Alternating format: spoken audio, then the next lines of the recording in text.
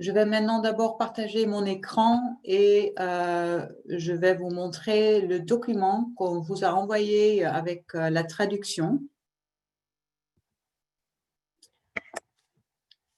Normalement, vous voyez mon écran et normalement aussi, vous avez reçu tout ce document qui est vraiment important pour ceux qui ne maîtrisent pas le néerlandais. Et je pense que c'est la plupart d'entre vous qui ne maîtrisent pas le néerlandais. Et sinon, ce n'est pas très facile à comprendre. Donc, la première page traduit exactement donc ce qu'ils mettent point par point. Ça, c'est encore facile à reconnaître.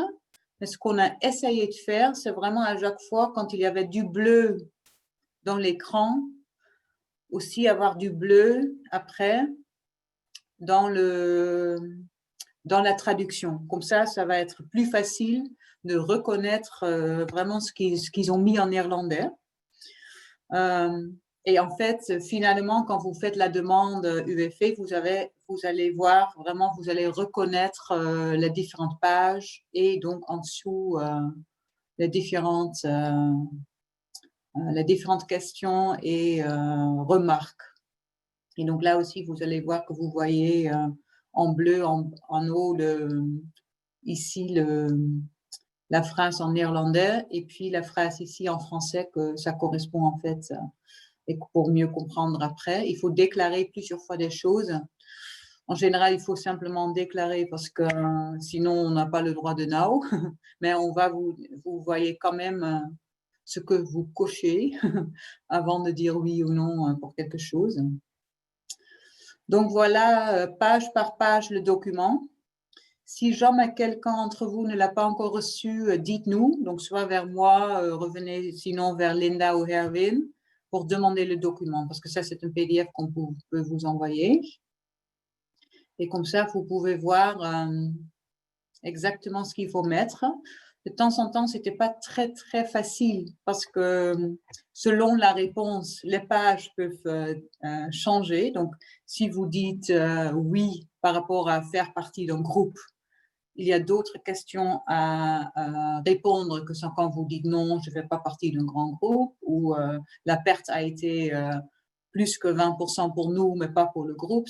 Tout ça, il y avait des différentes réponses. Donc, on a essayé le plus détaillé que possible de mettre toutes les réponses possibles et donc toutes les pages suivantes possibles après. Donc, normalement, c'est complet.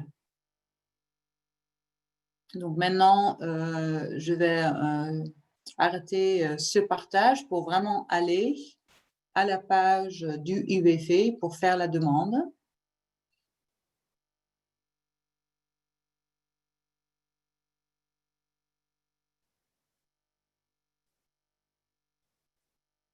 Voilà, maintenant vous voyez la page du UWV. Et ça, c'est le lien que je viens de vous envoyer dans le chat. Donc, vous commencez ici. Si vous allez en bas, vous voyez un carré en orange. Et donc, c'est ici qu'il faut commencer avec la demande. Et donc, la première page, c'est donc pourquoi ce formulaire, qu'est-ce qu'il faut faire. Et si jamais il y a des questions, mais dans ce cas-là, je pense que si vous avez vraiment besoin de parler à UWV, il faut passer par nous. Donc là, volgende, ça veut dire suivant. Vous allez voir souvent le mot volgende, suivant. Et donc là, on va commencer. Ça, c'est la première traduction que on vous a mise dans la traduction donc du Word ou le PDF. Et là, ça va commencer. Donc, started formally, ça veut dire qu'on commence à remplir. Il faut dire d'abord que vous avez donné la vérité des données de vos entreprises, que vous avez respecté les obligations qui allaient avec le NOW et que si jamais le UWV veut contrôler encore quelques données, que vous êtes au courant. Là, j'ai eu l'accord d'un de nos clients d'utiliser le numéro parce que c'était juste pour aller à la page suivante. Pour le reste, on n'utilise pas du tout les données de cette entreprise. C'est vraiment juste pour pouvoir continuer sur une page, parce que sinon, il ne te laisse pas continuer parce qu'il ne connaît pas la combinaison entre une numéro fiscal et le nom de l'entreprise.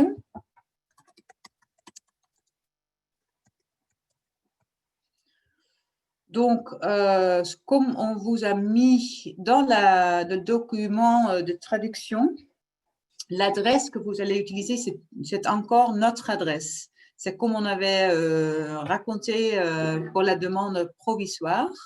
Et là encore, donc dans le document, vous voyez l'adresse. Vous utilisez l'adresse aux Pays-Bas, donc notre adresse, la CCI, qui est Hoge Heelweg. Et donc à Amsterdam, là, cette adresse dans le document traduit, vous allez trouver. Et puis, très important, vous le trouvez aussi dans le document traduit, c'est le numéro si vous êtes enregistré auprès de la Chambre de commerce néerlandaise, ce qui est dans la plupart du temps pas le cas pour vous. Ça veut dire qu'il faut mettre 8 fois un 0.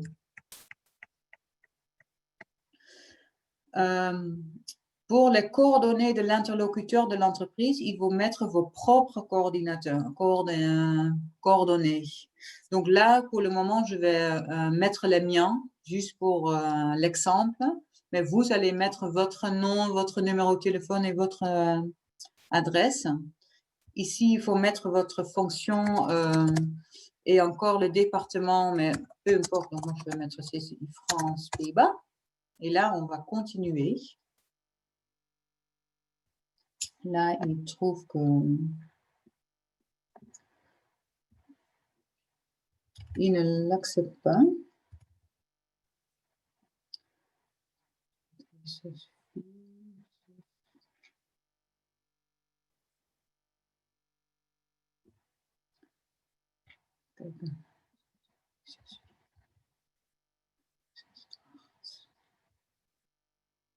Ça doit être le bon numéro. Là, il dit qu'il ne connaît pas la combinaison des deux.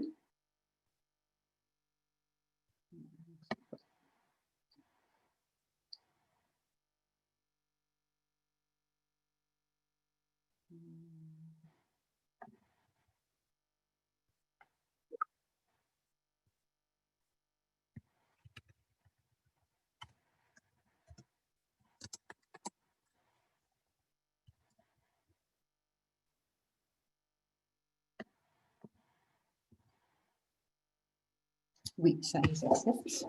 Voilà, donc maintenant, on va au numéro de compte bancaire, qui est donc votre compte bancaire européen, que maintenant on peut utiliser.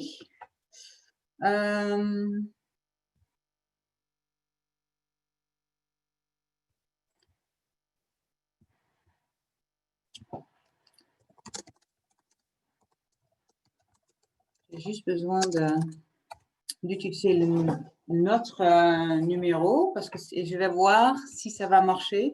Je n'ai pas pu faire un essai en avance pour ça parce que pour la CCI, on a déjà fait la demande définitive et on ne peut pas refaire juste pour vous montrer. Donc, c'est pour ça que j'ai tout le temps besoin d'autres données.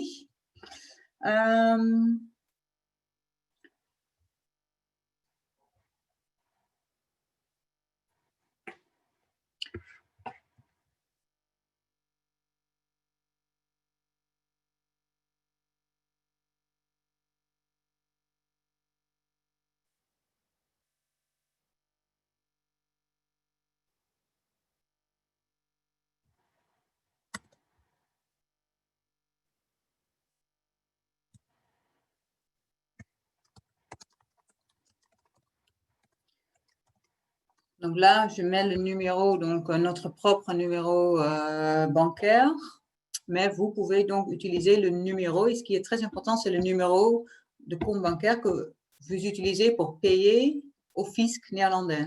Donc, il va reconnaître en fait que c'est avec ce compte bancaire que vous payez normalement au fisc tous les mois. Maintenant, il faut déclarer. Et ça, c'est deux choses qui sont importantes de bien cocher ici. Donc, en fait, que vous avez les emplois que vous avez eus avec vos salariés, c'était de vrais emplois. Donc, vous n'avez pas fait semblant d'avoir des salariés sous contrat, qu'en fait, qui n'étaient pas vraiment sous contrat, juste pour recevoir le NOW. Et aussi que ce que vous avez reçu comme compensation de salaire, que vous avez absolument payé tout ça à vos salariés. Donc, vous avez vraiment versé ce salaire à vos salariés. Donc là, il faut le cocher parce que sinon, on ne peut pas continuer. Et là, il y aura un moment où vraiment la prochaine étape dépend de votre réponse. Si vous faites partie d'un groupe, donc ça veut dire que vous êtes une entité et vous avez un groupe mère au-dessus, il faut déjà dire que oui ou non, vous faites partie d'un groupe. Donc, si vous faites partie d'un groupe, oui, ils vont poser la question si la perte en chiffre d'affaires de 20%, qui était la condition pour recevoir le NOW, il fallait avoir au moins une perte de 20%. Est-ce que c'était le groupe entier qui a eu une perte de 20% ou est-ce que c'était que votre entité fiscale dans le groupe qui a eu ce perte fiscale, ce perte en chiffre d'affaires de 20% et qui a fait que donc vous avez fait la demande que pour l'entité fiscale. Normalement, dans le premier email que je vous ai envoyé ou Herwin vous a envoyé, on avait fait la demande si quelqu'un pensait avoir besoin d'une déclaration d'un tiers ou d'un comptable, il fallait revenir vers nous en avance. Personne ne l'a fait, donc je ne sais pas si parce que vous ne pensez vraiment pas avoir besoin ou que vous n'avez pas encore, vous n'êtes pas encore revenu vers nous. Mais donc normalement, personne n'est revenu vers nous pour avoir la réponse en fait qu'il n'y avait que le groupe ou que l'entité qui avait la perte de 20% et pas le groupe. Parce qu'en fait, dans ce cas-là, si vous pensez que c'est que l'entité fiscale qui a eu la perte de 20% et pas le groupe, il faut toujours avoir une déclaration d'un tiers qui montre, donc un comptable qui va montrer donc que vous avez eu cette perte. Donc, s'il y a le groupe entier qui a une perte de 20%, ça veut dire que il faut prendre en fait les données de tout le groupe. Donc, c'est le groupe total qui a eu la perte, c'est tout le groupe qui doit prendre donc les données. Si vous prenez par exemple les salariés, etc., c'est les données de tout le groupe. Si c'est non, il faut vraiment, parce que si le groupe met même une entité juridique n'a finalement pas eu une perte de 20% ou plus, on n'a pas le droit du NOW. Et en fait, quand on a fait la demande provisoire du NOW dans la période entre mars et mai 2020, on ne savait pas encore exactement quelle sera la perte. Donc, on a fait une estimation à l'époque et maintenant, on sait exactement quelle a été la perte dans cette période-là. Et donc, ça dépend vraiment maintenant de si c'est au niveau groupe ou pas, de quelle manière il faut remplir le document. Donc là, on va dire qu'on a une perte de plus que 20% parce que sinon, on ne peut pas continuer. Et là, il y a quelques conditions sous lesquelles on peut recevoir le montant de NOW. Et c'est par exemple si le groupe n'a pas une perte, mais qu'une entité juridique, on n'a pas le droit d'avoir du dividende ou des bonus au niveau groupe pour la direction. Encore, normalement, on avait demandé en avance de revenir vers nous si c'était le cas. Si jamais vous avez cette situation, il faut revenir vers nous parce que ça, il faut regarder vraiment cas par cas parce que c'est sur mesure comment il faut agir.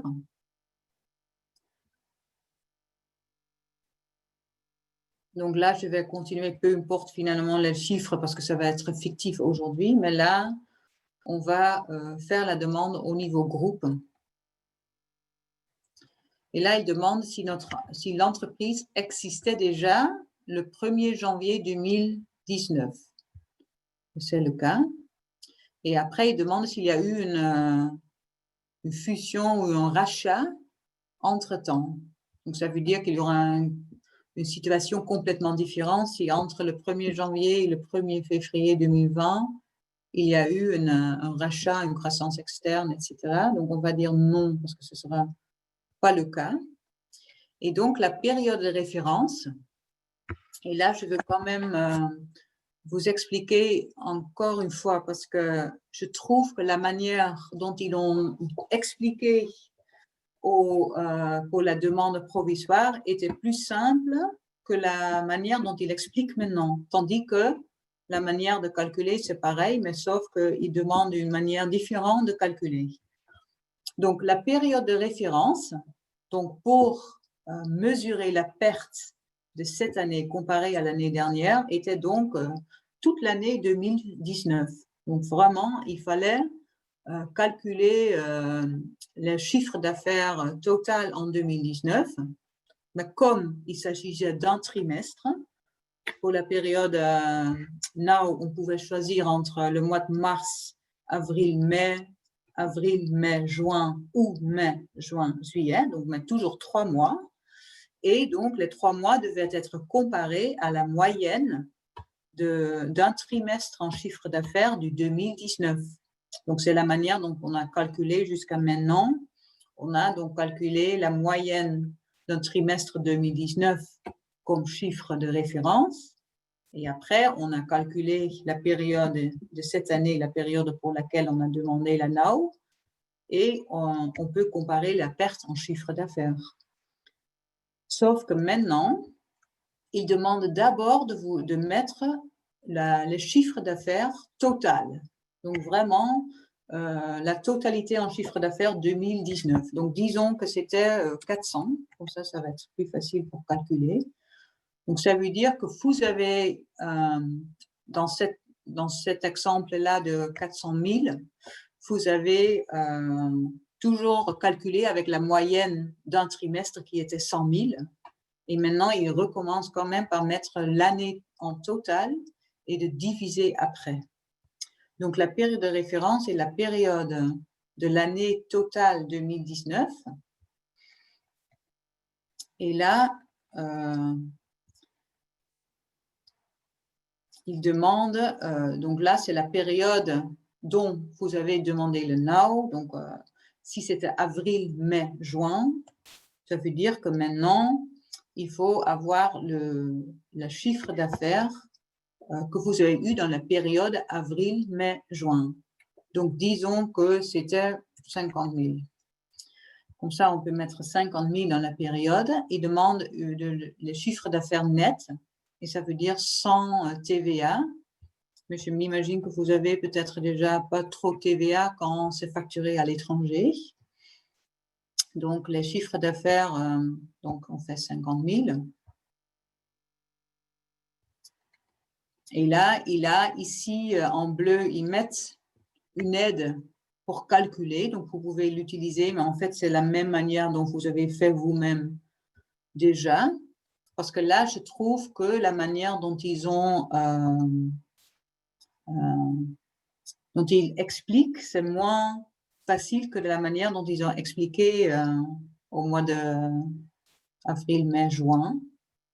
Et donc là, ils disent que donc, le chiffre d'affaires dans la période de référence était 400 000, parce que c'était le chiffre d'affaires de 2019. Et là, ils demandent de recalculer une période de 3 mois. Donc, ça, c'était comme on avait fait avant, donc en trimestriel, donc 100 000. Après, ils disent, donc vous avez dit que le chiffre d'affaires dans la période de now pour laquelle vous faites la demande, c'est 50 000. Et donc, ils nous laissent calculer après quelle est la perte. Donc là, on peut dire, OK, mais on sait que la moyenne d'un trimestre de 400 000, c'est 100 000. Si maintenant on a 50 000, on a une perte de 50%. On va mettre 50%. Donc ça, c'est un calcul à faire pour vous maintenant avec les chiffres définitifs que vous avez maintenant en chiffre d'affaires.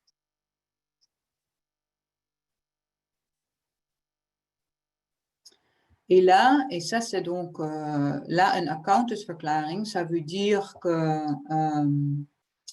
ça c'est une déclaration d'un comptable ou d'un tiers. Et là, il demande parce que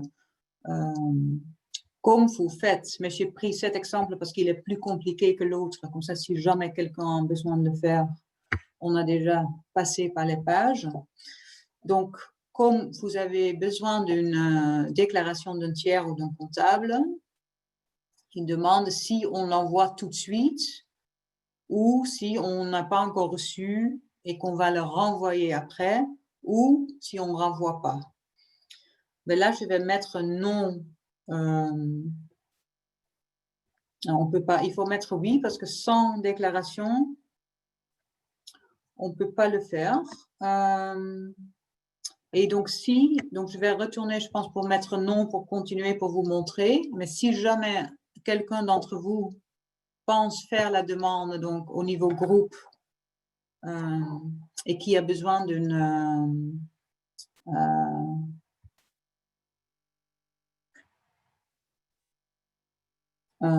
donc d'une déclaration d'un comptable, il faut nous contacter, je pense, parce que ça, c'est important de le mettre. Il faut tout mettre en avance.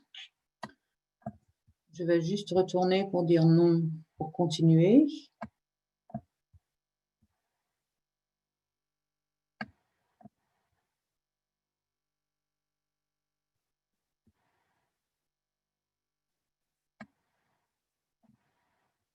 Et là, on laisse.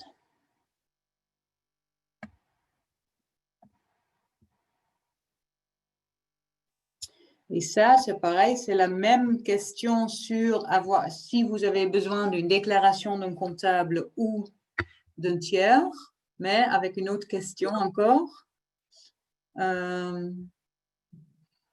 Parce qu'il va demander maintenant l'avance que vous avez reçue. Si vous avez reçu une avance de 100 000 ou plus, si vous avez reçu une avance entre 20 000 et 100 000, il faut toujours envoyer une déclaration d'un comptable ou d'un tiers. Si l'avance était moins de 20 000, ce ne sera pas nécessaire. Et si vous allez recevoir en total, donc si maintenant, avec le calcul définitif, vous allez recevoir plus que 25 000, il faut toujours envoyer une déclaration d'un tiers ou d'un comptable. Donc là, je vais mettre qu'on pense avoir moins de 25 000, donc en total. Donc imaginez que vous avez reçu comme avance, je sais pas, 15 000 et vous attendez encore recevoir 8 000. Donc ce sera 23 000 en total, ce sera moins de 25 000. Donc vous n'aurez pas besoin d'une déclaration d'un comptable. Si vous avez reçu une avance déjà de plus que 20 000, et donc finalement l'avance totale, ça va être plus que 25 000, il faut en tout cas envoyer une déclaration d'un tiers. Et donc pour le comptable, il faut connaître le nom du comptable et les données, parce que ça c'était dans une des pages précédentes, la question. Donc là, je vais dire non pour pouvoir continuer. Et là, c'est la fin de la liste. Et ça, c'est vraiment la récapitulatif, comment dire, le recap, pour de tout ce que vous avez mis dans le dossier. Donc ça, c'est les réponses que vous avez données. Et ça, c'est le récapitulatif. Et là, vous pouvez confirmer. Et après, on ne peut plus changer. Et là, c'est comme la dernière fois. Ça, c'est ce que vous avez fait pour la demande provisoire. Il y aura le download de cette liste-là, parce que cette liste-là, il faut après signer. Et vous allez donc besoin d'une imprimante et un scanner. Vous allez imprimer le document, vous avez signé, vous avez scanné et upload de nouveau dans ce même programme. Donc, vous restez dans le programme, vous allez upload le programme et puis vous allez mettre, ajouter le RIB de votre compte bancaire qui correspond donc au numéro avec lequel vous payez au fisc. Et là, vous pouvez faire la demande définitive. Et seulement si vous avez besoin d'une déclaration d'un tiers, il faut encore ajouter un autre partie sur le site pour ajouter la déclaration.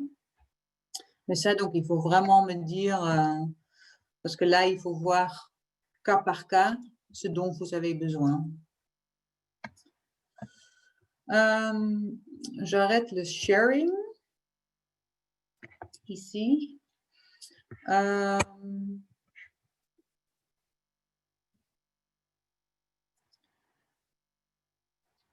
Si vous avez, j'ai déjà une question parce que Herwin me pose une question, je ne sais pas si vous pouvez le voir. En effet, combien de temps on a pour remplir le document? En fait, là, c'est une trick question parce qu'ils disent qu'on a 2 heures, mais ce n'est pas le cas. En fait, c'est plus tôt. Donc, moi, dans notre cas personnel, quand j'ai fait la demande, pour nous, la demande définitive, j'ai imprimé le document. On est une fondation, donc on a un conseil d'administration et j'avais besoin de 2 signatures de conseil aussi. Et ça a pris du temps parce qu'il faut l'envoyer, il faut leur prévenir, il faut l'envoyer aux autres. Et puis, avant de l'avoir retourné, signé, je n'avais déjà, il m'a déjà jeté dehors du programme et il fallait vraiment recommencer à zéro. Mais à zéro, parce qu'on ne peut pas utiliser le document signé, parce que c'est un autre numéro de document après, parce qu'il te donne une sorte de numéro dossier qui est au-dessus du document, et donc ça doit correspondre. Donc finalement, le numéro de dossier doit correspondre à ce que vous mettez dans le site, sur le site web, et donc ça veut dire qu'il faut vraiment rester dans le programme. Donc, si quelqu'un d'autre que vous qui fait la demande doit signer, c'est bien de prévenir la personne en avance pour le faire signer au plus vite pour après rescanner et upload le programme tout de suite.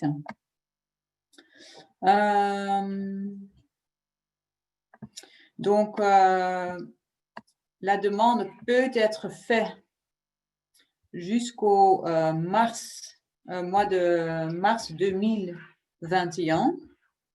Mais je vous conseille de le faire au plus vite, surtout parce qu'on ne sait pas trop encore ce qui va se passer. Est-ce qu'on peut avoir encore des questions? Donc, juste pour être dans les temps, je vous conseille vraiment de le faire cette année et de ne pas attendre mars 2021. Est-ce que vous avez d'autres questions? Vous pouvez les mettre dans le Q&A parce que je ne pense pas que je peux unmute dans cette forme de webinaire. Donc, mettez vos questions dans le chat et je peux les répondre. Et sinon, si vous avez des doutes sur oui ou non avoir besoin d'une demande, d'une déclaration d'un tiers ou d'un comptable, il faut mieux déjà faire une fois l'essai parce que si finalement vous ne uploadez pas le document, vous pouvez recommencer à zéro aussi, donc il n'y aura pas de problème de faire l'essai et de tout faire parce que vous pouvez le refaire tant que vous n'avez pas fait l'envoi définitif. Donc comme ça, vous pouvez déjà jouer peut-être un peu avec le programme. Si jamais vous rencontrez des problèmes, on a encore le temps de les résoudre ou de vous expliquer comment ça marche. Mais je pense qu'avec la traduction du PDF, normalement, page par page, c'est clair. Mais je pense aussi que c'est à vous de voir si ça marche.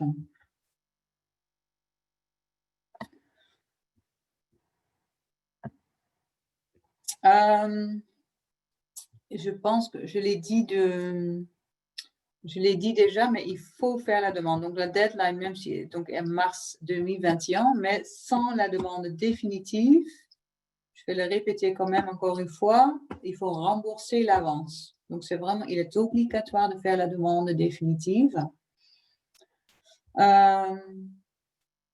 Et là, j'ai une question s'il s'agit bien des chiffres d'affaires de toute la société ou que celui fait aux Pays-Bas. Mais ça dépend en fait si vous avez fait la demande au niveau groupe ou pas. Parce que si vous avez une perte en chiffre d'affaires pour juste le business aux Pays-Bas, c'est que Pays-Bas. Mais vous avez fait la demande au niveau groupe déjà parce que c'était une perte en chiffre d'affaires au niveau groupe de plus que 20%, ce sera au niveau groupe. Mais ça dépend donc de la manière dont vous avez fait la demande provisoire dans la période now en 2000, donc au début de l'année.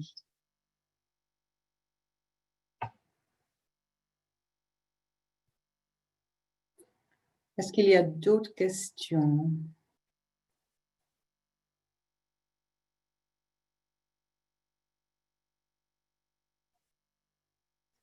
Mais la bonne nouvelle, c'est que vraiment, on est bien dans les temps. La dernière fois, on avait une deadline parce qu'il fallait trouver une solution pour le compte bancaire non néerlandais.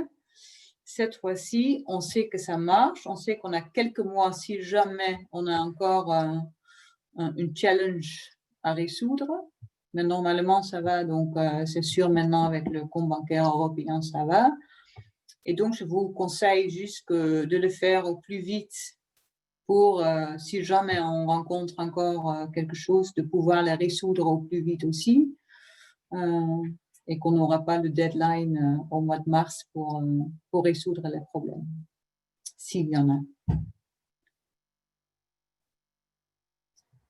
S'il n'y a plus de questions, je vais vous laisser et je vous remercie pour votre temps.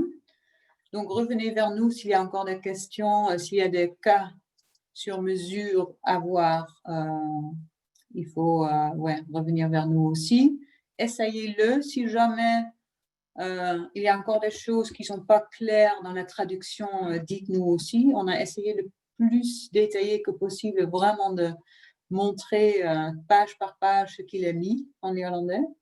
Mais je pense que c'est difficile de reconnaître les mots en néerlandais pour savoir exactement ce qui est mis en français après. Donc, j'espère que ça marche. J'ai encore une dernière question. Le calcul provisoire fait référence à la masse salariale et non au chiffre d'affaires. Non, le calcul était aussi le chiffre d'affaires parce que la masse salariale, en fait, est calculée par le UWV parce qu'ils ont les chiffres. Donc, en fait, le calcul prévisoire était le chiffre d'affaires que vous avez eu dans la période du now comparé à la période de référence de l'année dernière. Et l'année dernière était donc la moyenne d'un trimestre du 2019. Et c'était donc la perte en chiffre d'affaires. Donc, avec l'exemple, si la moyenne d'un trimestre en 2019 était 100 000, et si la période maintenant était 50 000, donc la période de 3 mois de now pour laquelle vous avez fait la demande, c'est donc une perte de 50%. Et puis la masse salariale, après, c'est connu par le UWV, donc ils savent exactement le montant dont vous avez droit avec tel et tel pourcentage de perte en chiffre d'affaires.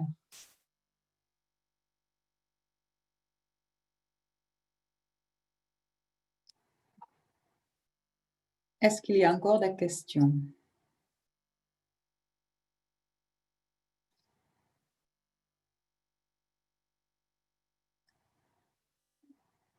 Je ne vois plus de questions dans le chat.